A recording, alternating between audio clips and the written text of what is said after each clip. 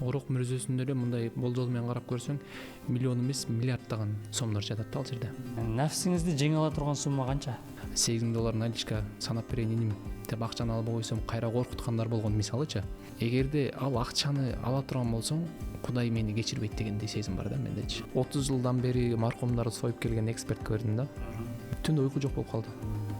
Маркум болуп түндө жатсаң көзүңө маркумдар көрүнүп эле бир башкача мындай өтө терс энергия бар экен. Эми бир мүрзөнү көрсөңүз ал жерде экөө жатат деп ойлобойсуз да сиз мисалы. Ошондо бир пакетте 2 адам көмүлгөн бекен, Кичинекей кезден чоң энем колунда өсүп калган себеби менин ата энем майып. Экөө тең, экөө тең укпайт. Колдор менен сүйлөшөбүз да. Жана пейичте сүйлөшүп отуруп десеңиз, элестетип кетпедим, атам менен сүйлөшүп.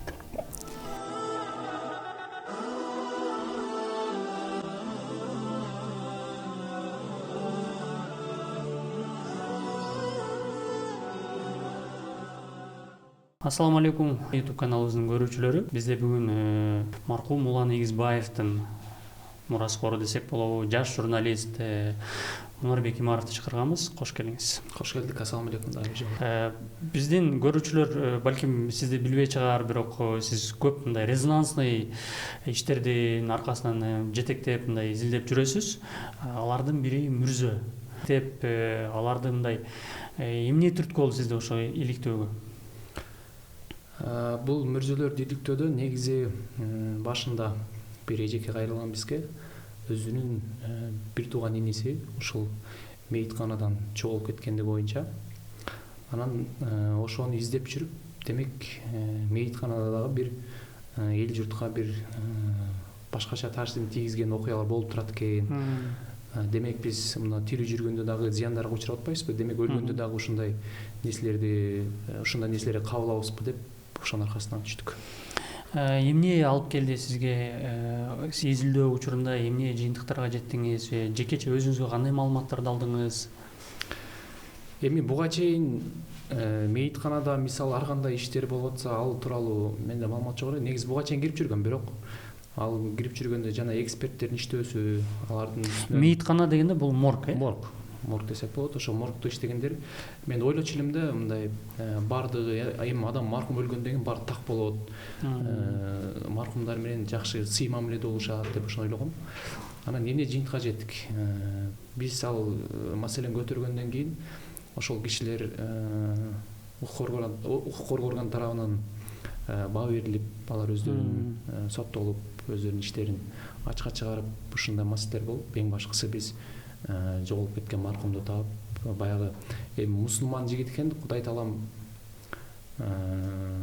таалама жаккан бир нечеси бар экен да ал кишинин дагы. Арадан жарым жыл өтсө дагы кайра жерден казып алынып, мусулманча биз бүт жаназасын окуп чергебедик. Сиз ошону баштан этек өзүңүз катышып, өзүңүз этегинен жеттиңиз, Ооба. Андан тышкары сиз мүрзөлөрдү сатылышы боюнча иликтөөңүз чыкты. Мына адашпасам орок мүрзөсү, Ал жакка кантип барып калдыңыз? Сиз ошол мейитканада атасыз, мейитканадан кийин эле ошого кызыктуу болуп калды сизге же? Жок, мен мейитканага чейин орок мүрзөсүнө барып дагы бир чарчылып кеткем. Садыр Нуркожоевич бир жылы жакында эле ошол жанагы эстеликтерге тыюу салган. Анан мен барып, баягы эстеликтер негизи канча турат? Бааларын сүрүштүрүп көрсө, орок мүрзөсүндө эле мындай болжол менен карап көрсөң, миллион эмес миллиарддаган сомдор жатат ал жерде. Каза болгон адамдардын үстүнө эстеликтер коюп, мисалы кичинекей эстеликтер таштар 30-40 миң сом тегере турат экен. Эми элестете бериңиз, андан дагы бир чоң 2 метрлик таштар бар, алар эми эбегейс акчага келген да. Ошол эстеликтерди эл журт баягы маркумга эмес, тирүү адамдарга, балким өздөрүнүн балдарына, билимине, акылына жумшаса, бул пайдалуураак деп ойлоп, ошонун негизинде. Чоң жер мафиясы бар экен ал жерде. Жер мафиясы дегенде эле бир мындай коркунучтуу угулат го. Улан Эгизбаевдин тагдыры дагы азыр бүгүнкү күнгө чейин баягы элдин арасында ар кандай сөздөрдү, мындай пикирлерди жаратып келет да, бүдөмүк. Сиз ошондон чочубадыңызбы? Негизи ал ишти кылууда мен баягы эл жерге кызмат кылып аткандан кийин мен моралдык жактан ар дайым кандай учур болбосун мен даярмын. Ошондуктан менде баягы чочуу сезими же бирөө өлтүрүп кетет же баш алып кетет деген эч кандай сезим жок.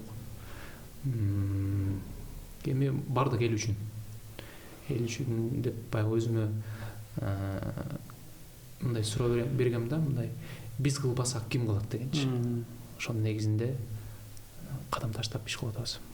Жер мафиясын улантып кетсек дагы, сиз ошол дагы деле Улан Эгизбаевдин тагдырын эске алсак, сизге ушул иштерди миллиарддаган сомдор жаткан жерди иликтеп атасыз. Сизге коркутуу, үркүтүүлөр же болбосо аны чыгарбай эле кой деген сунуштар болду беле? Сунуштар болду. Керек болсо баягы жакын тааныштарыма чейин чыгып, Мунарбекти айтып койчу, видеону өчүрүп эле койсун деп аракет кылгандар болду. Эми мен ал жакыным апама чалса деле же атама чалса деле тоскоол болбойт бизге. Принципиальность. Ооба. Өтө жакшы. Азыркы күндө өтө сейрек кездешкен бул мындай адамдын ички эмеси да, принципиальность десек болот. Буга кандай сиздин кичинекейиңизден бери болгон тарбия, ошону биз сүйлөп кетсек, кичинекейиңиздеги тарбия адамдын эмесине чоң таасир берет эмеспи? Кийинки жашоосуна, кийинки тандап алган кесибине. Мен бир пикир угуп калгам улуу адамдардан. Ушундай иштерге барган адамдар, ушундай иликтөөлөрдү жүргүзгөн адамдар, кичинекейинде ошол бир тагдыры оор болгон ушундай адамдар кийин чоңойгондо ушундай кесиптерди тандап, рисковый болот дейт го. Ошондой болот дейт. Сиздин кичинекейиңизде балалыгыңыз кандай өткөн? Бул коомдогу эң көйгөйлүү маселелердин бири экен. Анткени баягы орусча айтканда детская травма деп коет го. Азыркы муун менен мурунку муундун айырмасы такыр башка. Мурунку муундар бир аз мындай балдар тарбиялаганда корусураак болушкан. Керек болсо баягы баласын эркелетпеген аталар болгон да. Мисалы жакшы сөз сүйлөп койсо, мындай мен баягы бир тааныш эле жакын адамдан атын атап эле коеюн мынтет да. Мен атамдын дейт бир башыман сылап койсо деп ушундай ошол сезим дагы деле бар, ушинтип койсо деп элестетип кыялданчумун дейт да. Ошонусун карандай негизи бул нерсеге жетиш үчүн дагы кээ бирки мен эч качан аларды жамандабайм. Мурунку ата бабаларыбыз, ата энелерибиз аларда бизди жакшы болсун деген, анткени алардын муну ошондой болчу да. Алар ошондой заман ошондой болчу да, өзүнө жараша. Анан мен ушул 6-класска чейин Ошто окудум. Андан кийин Бишкекке келип үй бүлөбүз менен бул жакта жашап, анан мектепте окуп калдык. Кутбилим Муктарбек комплекси деп бизде жеке менчик ишкерлер өздөрү баягы мамлекетибизге салым кошолу деп өздөрү мектеп ачып, жакшы талим тарбия берели, сырттан мектептен аймалам депчи. Мен ошол жактан кандай десем, мугалимдердин таасиринен уламбы, бирок мугалимдердин дагы бала болгон тарбиясы өтө чоң экен да бул жердечи. Албетте. Ошол 6-7 класс кезде бизди ушинтип тарбиялап, ал жерде жат окуйт элек, мындай тосуп койгон, чыкканга болбойт. Бир жумада бир чыгабыз. Интернат десек болот. Анан лицей. Мугалимибиз айтчу эле да, ушул жерден чыгып кетсеңер, сырттагы жашоону көрүп, силер бат эле аралашып кетесиңер. Азыркы сырттагы окуучулар кандай жүрөт, силер али мындай билбей атасыңар. Жаш туруп тамеки чеккендер бар, ичкендер бар депчи, ошол коомго аралаштырбай бизди 11-класска чейин баягы уяда багып, анан 11-класстан кое берди да. Анан бизге көп айтчу эле, бул мектепти жөнөкөй адамдар салган жок. Кыйналып базарда нан сатып отургандар акчасын кошуп, ошолордун мээнетин актагыла, окугула деп. Анан мектеп бүтүрүп баратканда мен жалпы биз 38 баланын атынан чыгып, келечекте биз эл жерибизге кызмат кылган ант беребиз деп мен ошондо балдардан ант бергем да, ушул ишкерлерди чакырып бүтүрүү кечесиндечи. Анан ал ант бергеним мени баягы жүрөгүм көпөйүп жүрдү да. Эл жериме кандай кызмат кылсам болот, мен ант бердим, кызмат кылышым керек деп ошонун аркасынан баягы ойлонуп жүрүп анан бул иштерге бардым. Интернатта отпайсызбы? Интернатка кандай, кайсы себептен, эмне үчүн интернатка түшүп калдыңыз эле? Деги эле ата энеңиз тууралуу айтып кетсеңиз. Негизи биринчи түркү лицейге тапшырганбыз Кызылкияда. Анан ал лицейге өтпөй калгам. азыркы сапат деп жоюлуп кетти калды. Ал убакта себат болчу. Анан бул мектеп ачылып, мен байкем бар. Ошол киши атамдын байкеси топконбу. Биз аба дейт ошто. Өзүңүз оштон болосуз. Өзүм оштон болом, Нокаттан. Анан абам ошол жакта сүйлөшүп, Ошко келип, экзамен тапшырып, ошол мектепке өтүп калганбыз. Эми ал киши дагы менин ордумда, менин атамдын ордуна дагы аты болуп, өзүнүн тарбиясын берип, жакшы бир адам чыксын деп ошол жака окутуп, эми окутуш керек балдарды. Ошол себептен өтүп калганбыз. Ата энеңиз тууралуу кененирээк айтып кетсеңиз, кандай ата эненин балдары ушундай патриот, ушундай антына бекем турган балдар чыгат экен деген? Мен кичинекей кезден чоң энем колуна көп өсүп калдым. Анткени ата энем чоң энем үйү менен мен мындай туш эле да. Ошол убакта чоңоюп 6-класска чейин кичинекей кезден чоң энем колунда өсүп калган себеби менин ата энем майып. Экөө тең. Анан экөө тең укпайт. Колдор менен сүйлөшөбүз да. Анан колдо укпаган адамдын балдарга кантип сүйлөгөнү үйрөтөт. Ошонун себебинен анан көбүнчө атам бир туугандарынан тарбия алып калган. Сиз ошол кол менен сүйлөшкөн тилди жакшы билет экенсизби? Кандай десем, жок. Биз атам менен апамдын бизге өзүнүн диалектиси менен өз арач ошону үйрөтүп койгон да. Алардын сүйлөшкөн такыр башка негизи. Литературный тилде сүйлөшөт.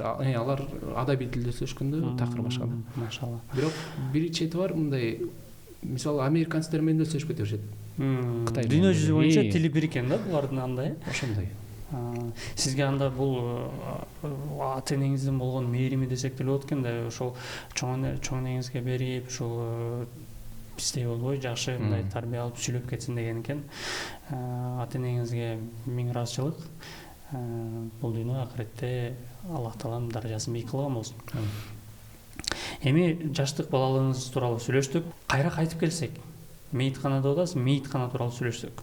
Ал жерге киргенде бизде эми сиз айткандай баары биз бөлөкчө элестетебиз да, анычы мындай стерильный, бар жок мындай аккуратный, анан мейиттер менен, өлгөн адамдар менен аккуратный мамиле кылышат, орошот, жуунтат депчи. Сиз киргенде эмнени байкадыңыз? Ошондой экен же андай эмес экен? Көпчүлүгү элдер мынтип ойлойт экен, моргко киргенде кинодон көрүп калышкан да, мындай холодильникти ачып туруп, Голливудтун кинолорунда ичинде маркум жатат, анан бетин кайра көрүп, кайра жаап коет. Бизде анчалык ажет эле экенбиз. Эми алар өнүккөн мамлекеттерде бүт нерсе өнүккөн да. Мен киргенде, мисалы шаардык моргко биринчи жолу кирип, мен элестеткендей болгон эмес. Анткени киргенде эле биринчи жыты. Анан жыттан бирок мен элестеткендей эмес деп атпайм, бирок башка моргторго барып көрсөм, биздин шаардык морг орусча айтканда VIP болуп калды да. VIP экен бул жактагычы. Анан эми маркум жыттанат, жыты байроо калат. Эми болушунча алар деле аракет кылып атат таза кармаганга, бирок кантсе да бир терс энергиясын берет экен да морг.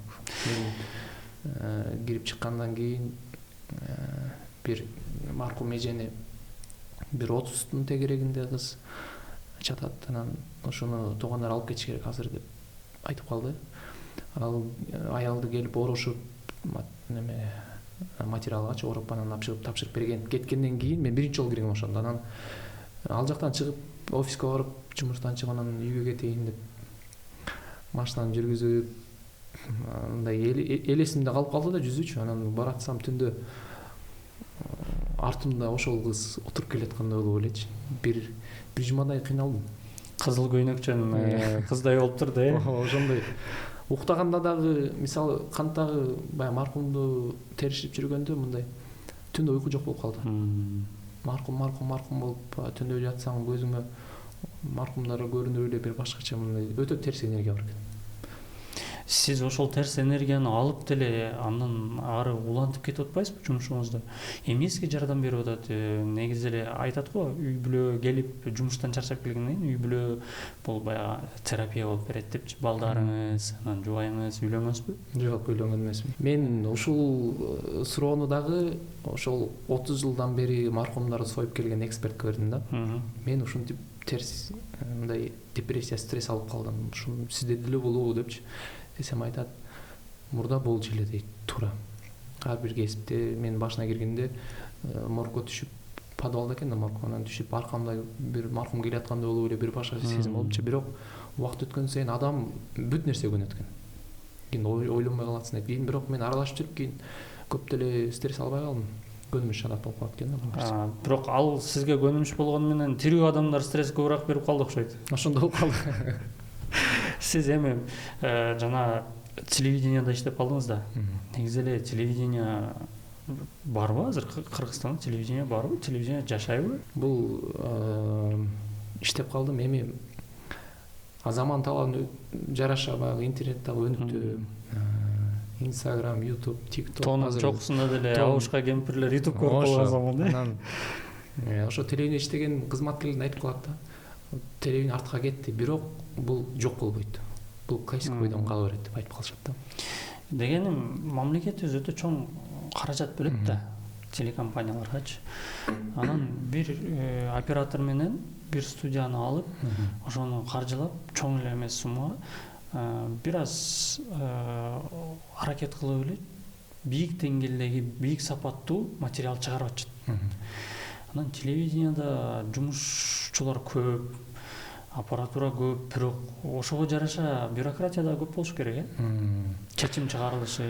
Чечим чыгарылышы бул боюнча Садыр Нуркожоевич келгенден кийин деле чынында мамлекеттен көп акча бөлүнөт экен. Канчалаган миллиондор кетет. Анан ошолорду сиз айткан суроого эле президент өз көзөмөлүнө алып бүт телеканалдар чап, азыр саналуу телеканал. Пирамида жабылды, 5-канал жабылды. Анан кээ бирки чүй телеканалдары, Ысык көл деп ошолордун бардыгын Кыргыз телерадио корпорациясына байлап койгон. Азыр бир эле жерде, штаб бир эле жерде бүт телеканалдарды карайт. Мурда өз-өзүнчө болчу. Өз-өзүнчө акча бөлүнүп, 5-канал өзүнчө, пирамида өзүнчө кылып, азыр кыскартып бир кылып койду да. Телевиденияда иштедиңиз. Негизи эле баягы акыркы учурларда эркин сүйлөө боюнча көп тема козголуп келет. Журналистика боюнча көп тема козголуп келет. Мындай чыныгы журналисттер жок болуп баратат дейт. Ушундай бир жагын алсак, экинчи жагынан конкуренция чоң дейт, потому что мындай эсептегенде YouTube каналдарды алып баруучулар көп. Ошол конкуренция менен бул жакта өлүп бараткан кызмат, журналисттин кызматы деген ортосунда сиз өзүңүздү кандай мындай алып кетип атасыз, жеке өзүңүздү журналист катары? Эми чынында YouTube'да көп алып баруучулар бар деп атпайсызбы? Эл деле акылдуу болуп калды чынында. Карап эле билип коет ким кандай сүйлөп атат. Эмоциядан сырткары дагы ким туура маалымат жеткирип атат. Негизинде кандай? Ак эч качан сынбайт да. Ошондуктан бүт жерде мисалы мага деле акча сунуштандар болгон. Бул видеону чыгарбам, мынанча миң доллар берем, 8 000 доллар наличка санап берейин иним деп акчаны алып койсом кайра коркуткандар болгон мисалычы. Кандай эмне тууралуу болчу? Кайсы мафия болчу? Ал мафия. Жер мафиясы же бөлөк башка мафия айтпай эле коеюн. Болот ушундайлар. Анан эгерде ал акчаны ала турган болсоң, мындай Кудай мени кечирбейт дегендей сезим бар да мендечи. Ал акчаны алып туруп, ал ишти карабай кое турган болсом, ал иш улана берет да. Канча биздин элибизге зыяны тийип атат. Ошондуктан ал нерсе жүрөк чыдабайт. Анан бирок мен угуп жүрөм, көпчүлүгү ушул көпчүлүк дебейин, эми бар арасында ошо акча үчүн иштегендер. Бул дагы акча табуунун дагы бир кесип катары көргөндөр бар экен. Коркутуп, үркүтүп, акчасын алып ушинтип иштегендер бар экен. Анын арасынан мен аларга көңүл да бурбайм, акча бергендерге да көңүл бурбайм, коркутууларга да көңүл бурбайм. Ошондуктан өзүмдүн принципсиз айтып кеттиңиз, принцибим бар. Так ошонун негизинде кетип атам. Биз ошол кийинки бөлүктө эми каражат маселесин козгойлу деп атканбыз. Өзүңүз андай сунуштарды албасаңыз, негизи эле кандай телевидениядан кетип калдыңыз? Кайсы каражатка жашайсыз? Акча керекпи бүгүнкү жашоодо? Кандай акчасыз жашоо болбой калдыбы? Негизи туура. Менден да көпчүлүк сурашат, сен муң тартканда бир нерсе табасыңбы депчи. Чындыгында бизде азыр жарнама менен иштейбиз көпчүлүк учурда. Жарнама аркылуу эми YouTube'дан да акча тапса болот. Ошонун негизинде ар кандай сунуштар чыгат, ошолор менен иштейбиз. Башка мындай өзүмдүн дагы жеке иштерим бар. Үйдө үй бүлөлүк ошонун негизинде жашайм. Жарнама дегенде мисалы биз жаман терс жагын айтып кетип атпайбызбы? Акча сунуштагандар бул жаман көрүпчү. Жакшы ыраазычылык катары могу чагылдырып бер, могу ыраазычылык катары могу алып кой дегендер болобу? Андайлар болот. Бирок ыраазычылык катары мен айтам, мен оператордун да бул жерде жумушу бар да. Бул жерде эң негизги ошолор. Оператор ыраазычылык болсоңуз болот деп кээде ошондой маселе болот. Мисалы тамак ичип койгула же бензинге деп операторго берип коебуз. Каржылоолор болуп Каржылоо. Нафсиңизди жеңе ала турган сумма канча? Нафси эч качан тойбойт. Бир устазыбыз айтты эле, нафсиңер бир гана топуракка тоет депчи. Ошондуктан нафси тое турган сумма да жок. Ошондуктан топуракка тоет деп эле биз ошонун менен жүрөбүз да. Негизи эле устаздар тууралуу мындай дин жагынан түшүнүгү бар бала көрүнөсүз. Маркумдарды көргөндө кандай акыбалда көрдүңүз? Мына маркумдарды казып эксгумация кылдыңар, алардын мындай подробностьларын айтып берсеңиз. Мен жана маркумду казганда ушундай ой келди. Демек Кудайга жаккан бир иши бар экен бул кишинин депчи. Сиздер бир эле адамды казгансыздарбы? Ооба. Жок, ал жерде экөө бир пакетке экөөнү ороп туруп, Пакетке ороп болот экен, орус жаран, орустардын мүрзөсүнө көбүнкө христиандар дейли. Ошонун мүрзөсүнө көбүнкө экен. Кыргыз эле мусулман жигит. Ооба, жапжаш 30 канчадагы эле бала. Анан ошону эми ал жактан чыгарып биздин өзүбүздүн мусулмандардын жагына койгондон кийин ошо ойлодум. Кудай таалам бир мусулман жигит болгондон кийин бир жакшы нерсеси бар экен. Жаназасын 5 ай көмүл бүткөндөн кийин дагы 5 айдан кийин жаназасы буйруду депчи. Негизинен айтып коюшат го балдар, жаназа даже 1-2 күн калып кетсе өлөк буйрубай калат депчи. Алымдар менен эксгумация кылгандарсыздар, алардан кандай жооп болду? Жаназа буйруй берет экен. Алар жаназа буйрубай ал жөнүндө сүйлөшкөн жокпуз. Биз аны алып чыгып, кантагы орто мечитке алып келип, ошол жактан имам чыгып, өзү окуп келип койдук. Эми маркумдарды аралап, мүрзөлөрдү барып зыярат кылып туруш керек экен негизи. Анткени биз дагы кээде өлгөчүдө жашайбыз да. Мен азыр мен мисалы өлгөндөн коркпойм. Бирок Кудай тааланын астындагы өзүм учурумду корком да. Бир пакет деп атасыз го. Эми мен үчүн мындай биринчи жолу угуп, мен эми коркунучтуу эле угулуп атат да. Сиз мындай жай баракат күндөгүдөй эле айтып берип атпайсызбы? Ошондо бир пакетте 2 адам көмүлгөн бекен, Бир пакетке 2 адамды кошуп туруп эле пакетке оруп көмүп койгон. Мындай жаныбардай эле. Анан эми мусулмандыкы мындай түз казылып, бияктан үй курулат. Аны кандай да курулаптыр. 2 метр казып туруп эле, чуңкур казып туруп эле ыргытып коюшкан. Көмгөндөй эле көмүп коюшкан да. Эми мен ойлондум ошодон кийин. Эми бул биз билгени да. Билбегенибиз канча? Канчадан? Бир факт. Эми ал жер мен ошол 3 маркум жаткан барып көргөм, бирок кайсынысы экенин билген эмесмин да биринчи баргандачы. Кайсыл жерде жатат бул жигит? Эми бир мүрзөнү көрсөңүз, ал жерде экөө жатат деп ойлобойсуз да сиз, мисалы. Ал жерде маркум жатат экенин да билмейт экенмин да, эле тегиз эле жер. Тегиз болуп калган. Да. сизден сурап кетпесем болот. Суд эксперттер менен сүйлөшүп калдыңыз. Элдин оюнда бүдөмүк жараткан резонанстуу окуялар боюнча айтып берсеңиз. Эми ал эксперттердин дагы иши чындыгында оор да. Анан аз деп атпайсызбы? Жок, азыр жаңы өсүп келатыптыр. Колунда иштегендер, жаңы дагы иштеп атабыз дейт. Бирок жаңы шаарда көп экен. Чет жакта мисалы Лейликте, Баткен тарапта, шаар чет жактарга кетишпейт экен да. Лейликте болсо 87 жаштагы чал дейт. Атабыз өзү жалгыз иштейт экен моргдо. Ошончалык Кадрдын жетишпегенде. Кадр бар, бирок барышпайт. Башка чет жакта. Айлык маянасы аз. Айлык маяны аз. Бир эле шаарда иштегиси келет дейт бул жактачы. Мен айтып кеткендей, башка моргдорго кирип, шаарда моргко кирсең, VIP эле сезилет да. Ошонун себебинен таза депчи. Анан бул эксперттер айтат, мисалы Эремет байке. Эремет байке айтат, биз бул маркумду кароодо өтө кылдатык менен иш кылабыз. Анткени бул кандуу жер морг. Эгерде бир туура эмес кылып, бир ишти жашырып кое турган болсок, Кудай таалам биздин бир башка жерибизден чыгарат бул ишти депчи. Ошондуктан мен дагы ар дайым кесиптештерге айтам, мындай кылгыла, тигиндей кылгыла депчи.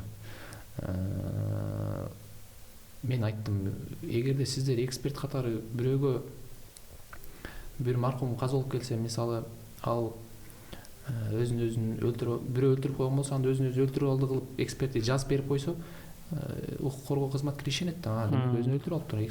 Эксперт ушинтип атат деп. Сиздин үстүңүздөн ким карайт дедим. Эксперттин үстүнөн карай турган бирөө десем, бар дейт.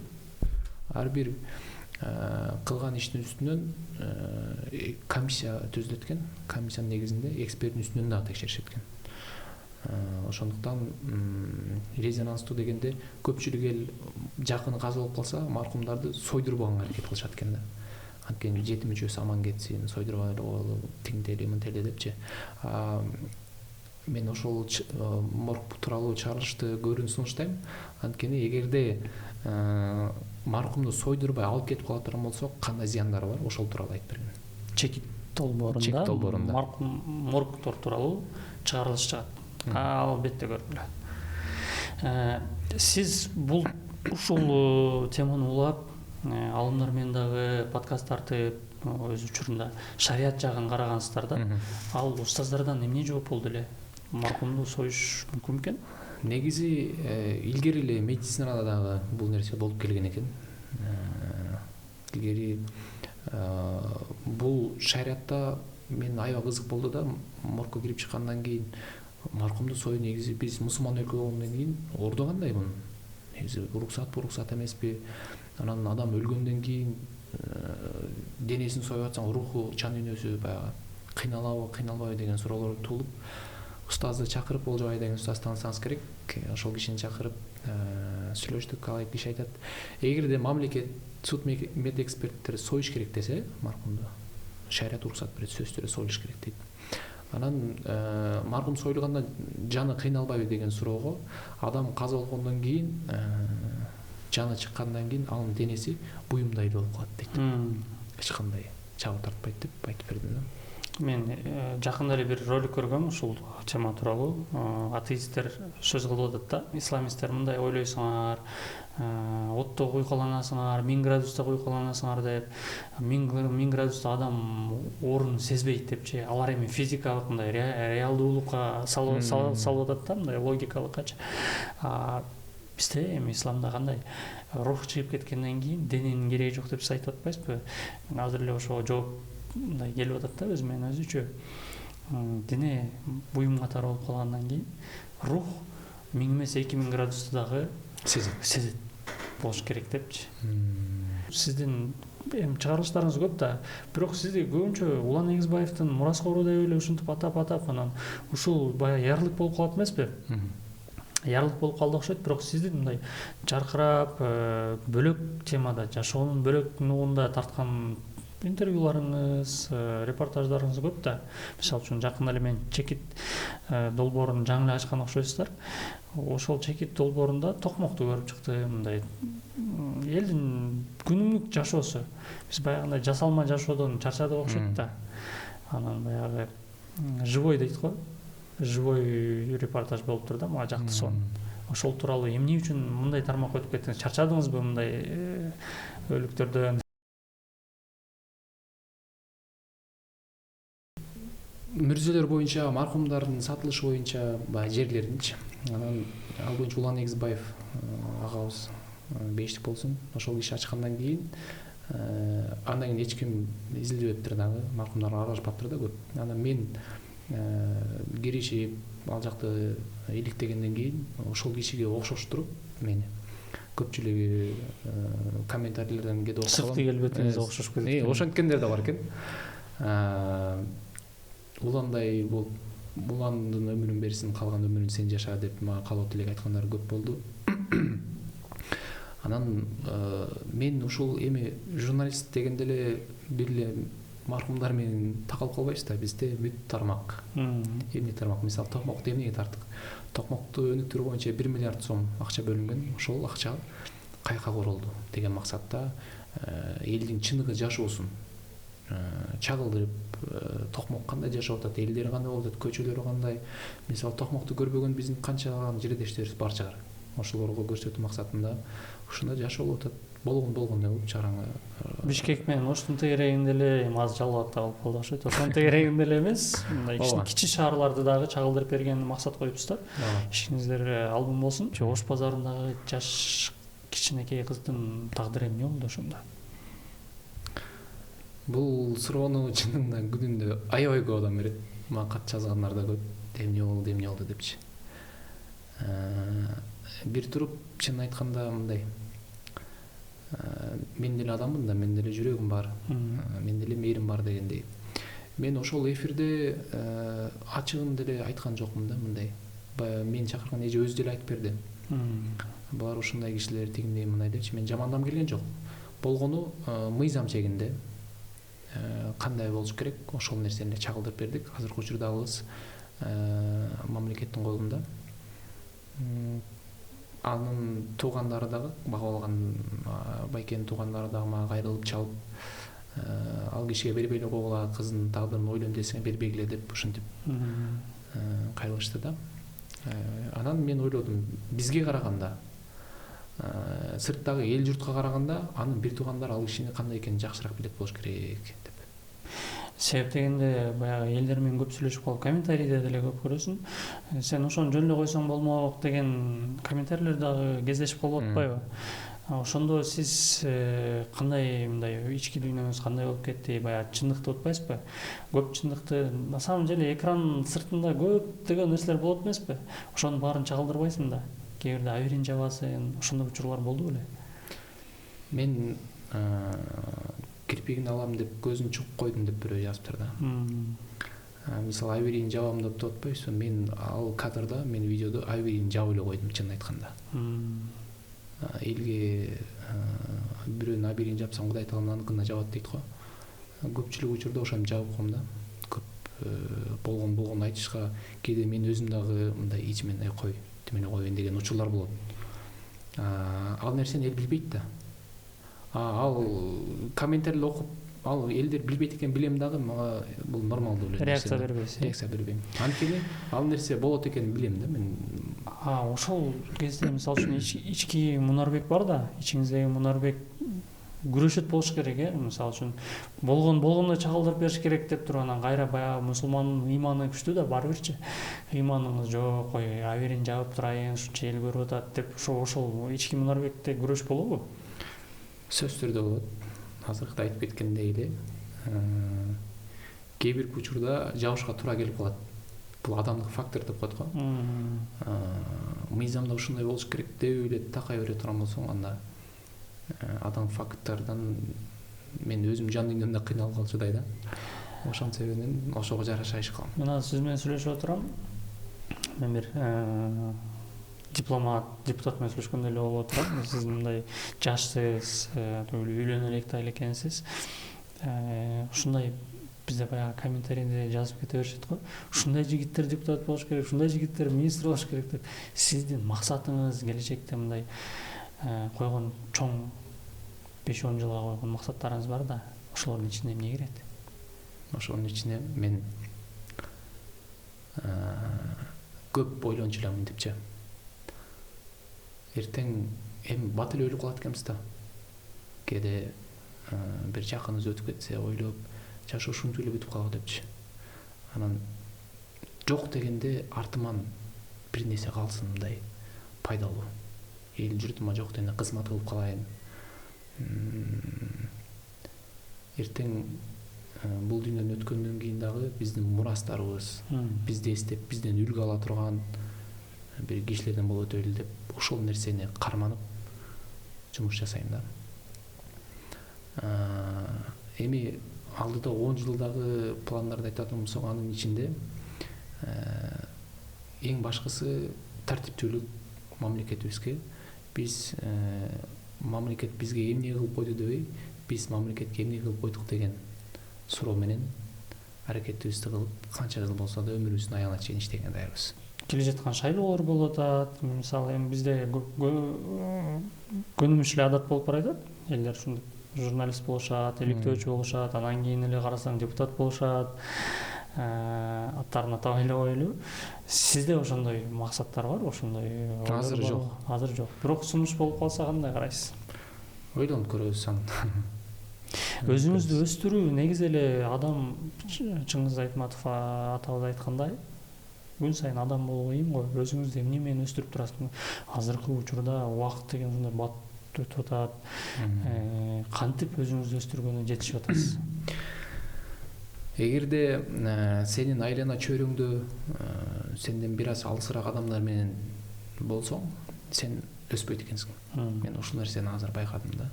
Качан сен өзүңдүн жаныңа сенден бийигирээк адамдар менен курчап, ошолор менен иштешип, ошолор менен акылдашып жүрө турган болсоң, сен өсөт экенсиң. Анан албетте ар дайым жок дегенде бир 10 бет китеп оку. Бул мени аябай алдыга түртү десем да болот. Анан көпчүлүк айтышат да, сен мен көргөндө мына оштук деп эч качан ойлобойт элем, бир нарындык же чүйдүк болсо керек депчи. Чындап эле ошол эмненин таасири менен бул акцент сенде жок дейт да, мындай. Анан айтам, китеп окуш керек. Китеп окуш керек. Китептин эле таасири. Китептин таасири. Андан бөлөк дагы эмне менен машыгып, эмне кызык сизге бул мындай күнүмдүк жашоодо? Күнүмдүк жашоодо мен көпчүлүк учурда үй бүлөм менен бирге болом. Кээде мен 3 бир тууганмын, 5 кишибиз да үй бүлөдө. Анан кээде карындашым жок болуп калат, кээде иним жок болуп калат. Азыр ушундай заман болуп атат негизи. Же апам жок болуп калат да үйдө. Анан ошо бешөөбүз тең бир столдо отуруп чай ичкенди ошол кызык да мага. Сиз азыр аракет кылам ошолордучу. Сиз азыр ушул нерсени айтып атасыз. Мен деле мындай өтө терең ойлонбодум. Көп нерсени биз угабыз, көрөбүз, бирок терең ойлонбойбуз го. Мен да ойлонуп коюп атпаймынбы, мен качан ушундай чогулуп, чоң үй бүлөм менен чай ичтим экен депчи. Чогулуш өтө эле кыйын болуп баратат мындай ааламдашуу заманында. Бир тууганым чоңойсо эле Америкага, Россияга же Европага кетет, же бир чоң шаарларга кетип калат. Ата-энем менен тег эле чогулуп отуруш кыйын болуп калды. Убакыт болсо андан батып атат, учат. Сурап кетейин деген нерсе, азыр ата-энеңиз менен чогуу турасыз? Ооба. Ата-энем үйдө, карындашым бар, иним бар. Негизи бизде үй бүлөлүк соодагербиз. Атам бир туугандары дагы, иним дагы соодада. Карындашым студент. Атам да соода тармакта, апам үйдө эле. Негизи мен ойлой берем да, баягы элдин калың катмары комментарий жазат, күлөп турат, колдоп турат. Бирок бир тал күрүч тарелкаңа салып бербейт эч качанчы. Түгүл, мисалы үчүн эртең бирдеке болуп калсаң, сен бат эле унутуп коюшат. Бул факт. Нормалдуу эле көрүнүш, бул капа болуштун деле кереги жок. Бул ушундай өмүрүмө ушул мамлекетим кызыкчылык үчүн сайдым деп атпайсызбы? Бирок бул ата-энеге жага бербейт го көпчүлүк учурда. Ата-эне мисалы үчүн кыжалат болот, алардын деле чүнсү болот. Бул нерсең тамак аш бербегенден кийин эмне кыласың, андан көрө талаада иштебейсиңби деген нерсе көп да Кыргызстанда. Сиздин ата-энеңиз ушул сиздин тандооңузду кандай кабыл алды? чын айтканда мен ата энем укпайт деп атпаймынбы, майып. Алардын психологиясы такыр башка. Мисалы, көзү тубаса көрбөгөн адам түз кандай экенин билбейт да. А укпаган адам үн кандай экенин билбейт. Үндү укпай, булардын психологиясы башкача да. Алдасаң баталданат, ушундай бир ичинде кири жок адамдар болот буларчы. Анан чын айтканда ал кишилер менин жасап аткан ишимди көп түшүнө бербейт. Чынындачы. Бир атамдын бир туугандары эми башында эмне менен ойбойсуңбу, тигинден башка жумуш кылбайсыңбы, соодан кылбайсыңбы деп айтышкан. Анан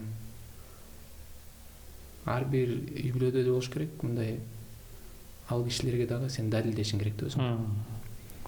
Далилдей алдыңыз. Далилдегенден кийин анан тескерисинче колдоп калышат. Азыр кандай? Азыр жакшы. Колдоп калышты.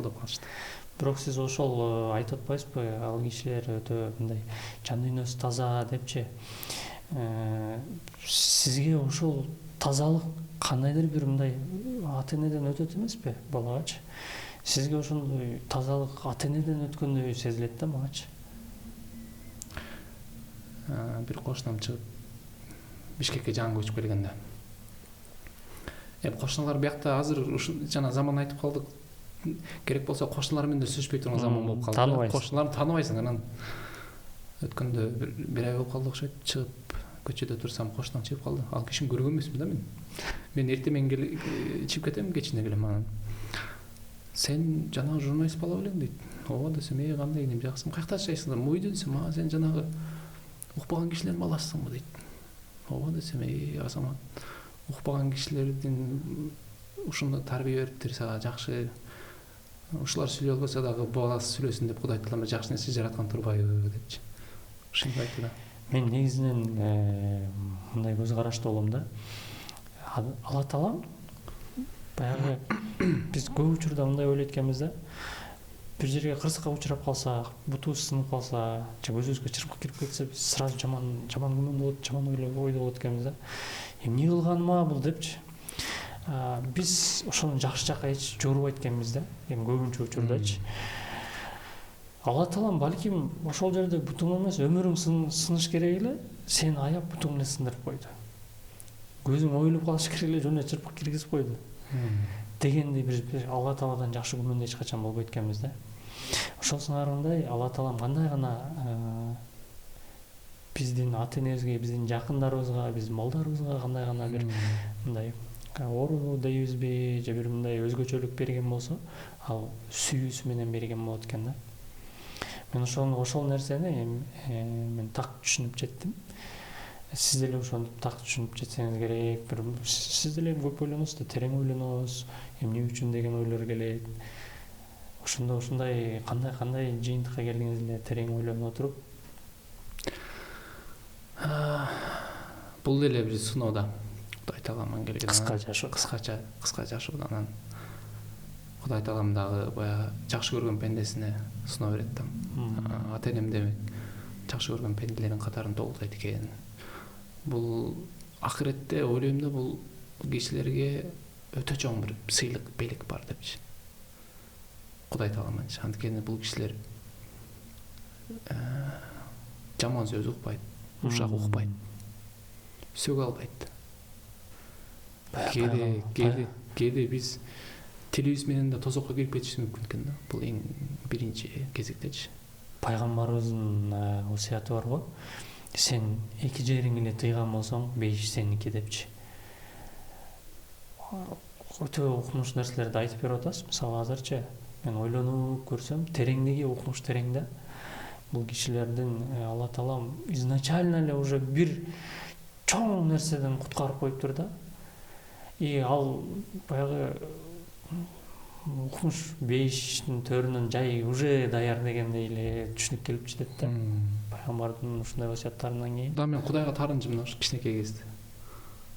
Неге менин атам ушинтти депчи. Анан ойлонуп түшүнүп жеттим. Алла таалам ошол бейишти деп атабыз, бейишти баарыбыз эңсеп жүрөбүз. Бейиштин төрлөрүндө ошол кишилерге мындай баарлашып отурганды элестетип, ошо баарлашканды насип кылган болсун. Сүйлөп Сүйлөшүп, албетте сүйлөшөбүз. Бейиш деген бул баягы адамдын эмеси го, кыялы жетпей турган жер го. Эми ата энеңиз тууралуу, бир туугандарыңыз тууралуу айтып бердиңиз. Баягы эл, калың журт ар ким ардеке дей берет эмеспи?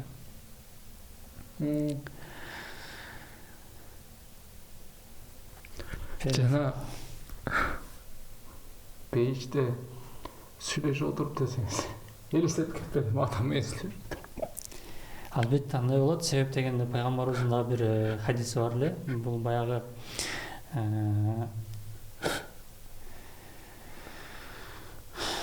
Мираж кечесинде Мен периштелер өйдөгө алып чыгып пайгамбарыбызга бейиш тозокту көрсөткөн учурда алыстан караса бир мажырымтал экен да. Адамдын баягы көзү жетпеген жерге чейин жуундараак жалбырактар асылып турат экен. Анын астында бир аксакал, узун аппак сакалы менен көптөгөн жаш балдарды айлана тегерегине чогултуп алып ойноп атыптыр да.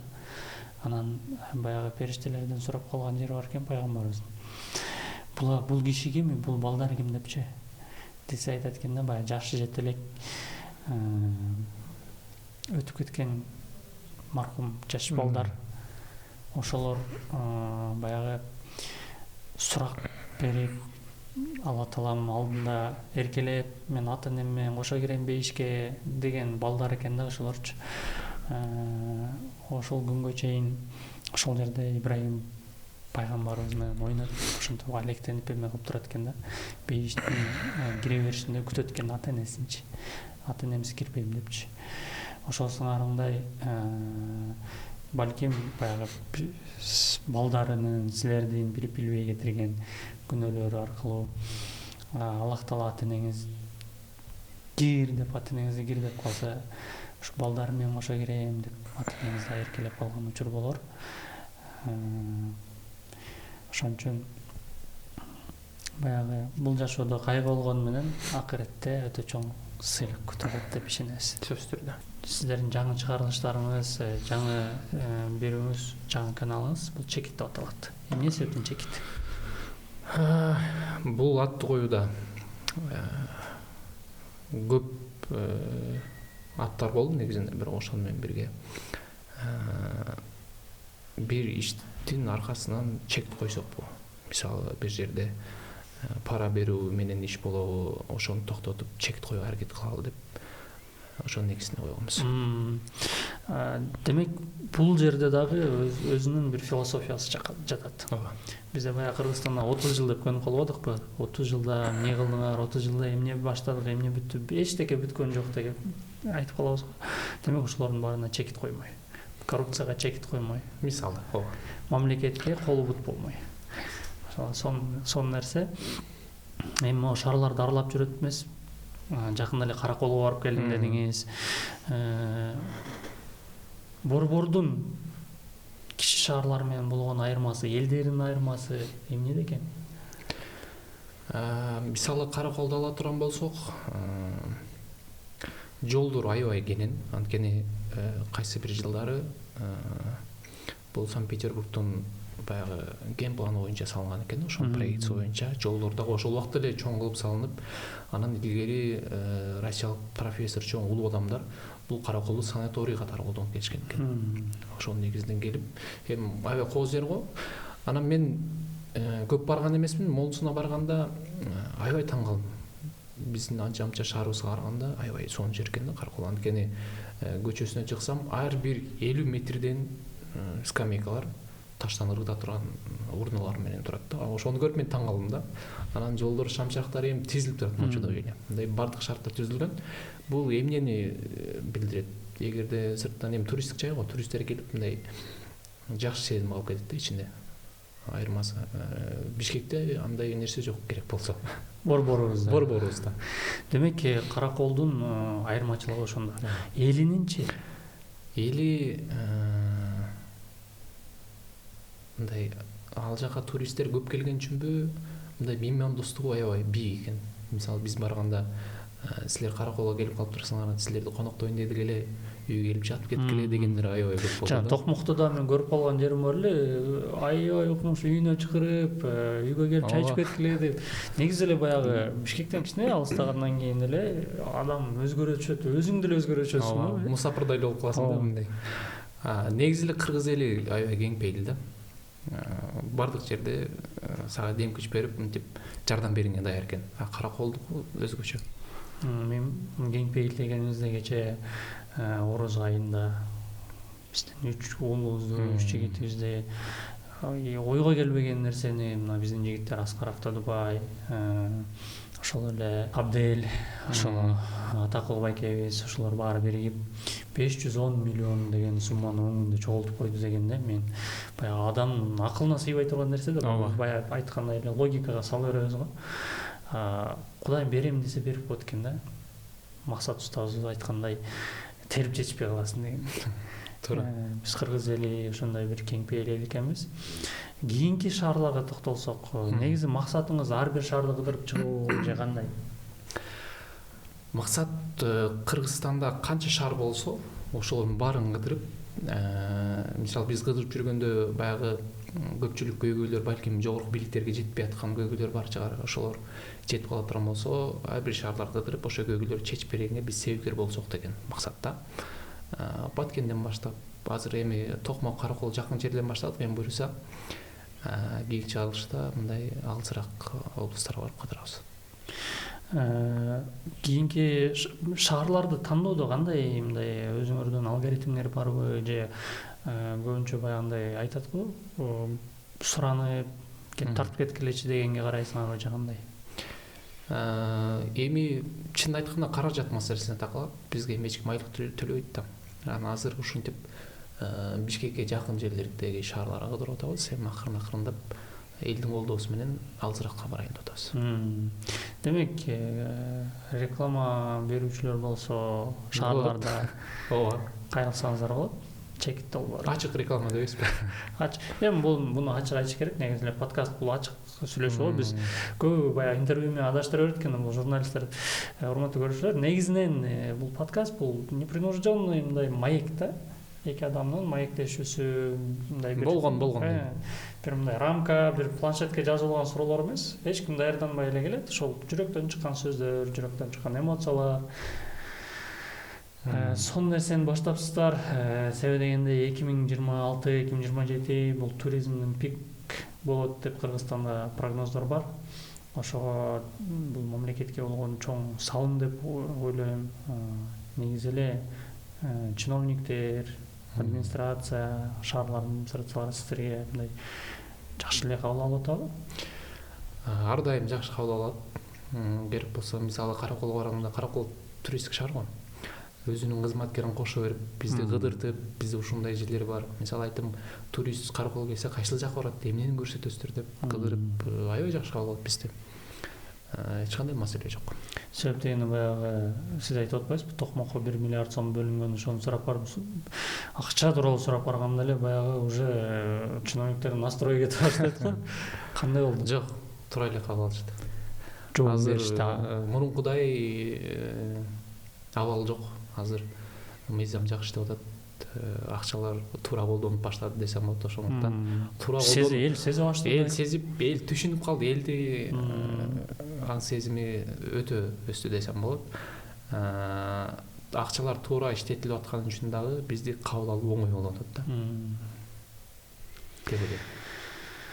Ошол анда биз бүгүнкү маегибизди аягына жеткирсек, бизге конокко келип бергениңиз үчүн чоң ыраазычылык билдиребиз. Чекит долбоорунда чоң ийгиликтер. Кыргызстандын баардык шаарларын тартып өтүп, кошуна мамлекеттерди, дүйнөлүк шаарларды тартканы насип этсин. Дүйнөлүк корпорациялар реклама чыксын. Чоң рахмат. Сизге да рахмат чакырып койгонуңузга. Биздин Кана подкастыбыз, менин аты жөнүм Канат. Биздин YouTube каналыбызга катталып кетиңиздер. Кийинки чыгарылыштарда көрүшкөнчө сак саламатта туруңуздар.